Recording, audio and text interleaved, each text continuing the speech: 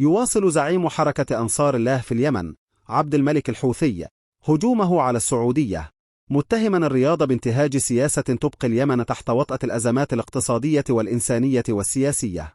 اعتبر الحوثي أن ما وصفه بالعدوان الأمريكي السعودي على اليمن المستمر منذ أكثر من 12 عاما كان يهدف إلى إخضاع اليمنيين وكسر إرادتهم ومصادرة استقلالهم وكرامتهم، مضيفا أن مرحلة خفض التصعيد جاءت بعد فشل سعودي أمريكي واضح في تحقيق تلك الأهداف وفق تعبيره.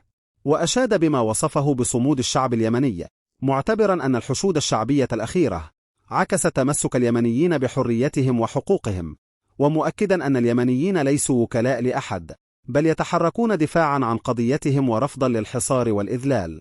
واتهم السعودية بإبقاء اليمن في دوامة الأزمات المتلاحقة، قائلا إنها تسيطر على الموارد الاقتصادية وتمنع البلاد من استغلال ثرواتها النفطية والغازية، بما في ذلك عرقلة استخراج النفط في محافظتي المهرة والجوف، والإبقاء على الإنتاج ضمن مستويات محددة بحسب قوله.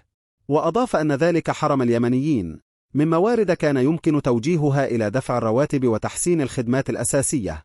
كما اتهم الرياض بمنع الاستفادة من الكهرباء المنتجة في المحطة الغازية بمحافظة مأرب، رغم امتلاك اليمن احتياطيات كبيرة من النفط والغاز. ورأى الحوثي أن الحرب والحصار تسببا في تدمير البنية الاقتصادية وتفاقم الأزمة الإنسانية في المدن والأرياف، معتبرا أن فترة خفض التصعيد لم تحقق أي انفراجة، ومتهما السعودية بالعمل إلى جانب الولايات المتحدة وإسرائيل وبريطانيا ضمن ما وصفه بالمشروع الصهيوني وبخدمة مصالح إسرائيل. وأضاف أن الرياض تسعى بحسب قوله إلى فرض الوصاية على اليمن والسيطرة على قراره السياسي والإعلامي وطمس هويته ونشر الفكر التكفيري ودعشنة المجتمع.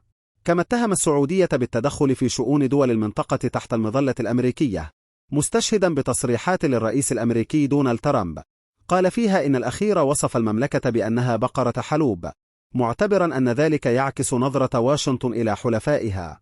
كما أدان ما وصفه بالعدوان الأمريكي السعودي على العراق، مقدما التعازي إلى الشعب العراقي والمؤسسات الأمنية وأسر القتلى، ومعلنا تضامن حركة أنصار الله معهم. وفي سياق آخر تطرق الحوثي إلى قضية جيفري إبستين، متهما النظام السعودي بالارتباط بما وصفها بالفضائح الواردة في الوثائق المتعلقة بالقضية، ومدعيا أنها تضمنت إهداء كسوة الكعبة لإبستين، معتبرا أن ذلك يكشف بحسب قوله طبيعة العلاقة بين الرياض والطرف الآخر.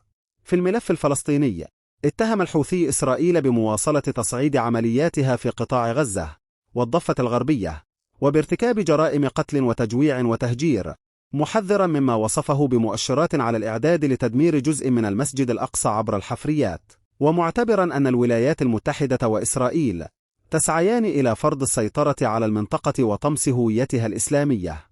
وأكد أن العلاقة بين حركة أنصار الله وما يعرف بمحور المقاومة تقوم على المبادئ والقيم الإسلامية، نافيا أن تكون الحركة تعمل بالوكالة عن أي طرف، وداعيا إلى تعزيز وحدة الدول والشعوب الإسلامية في مواجهة الولايات المتحدة وإسرائيل.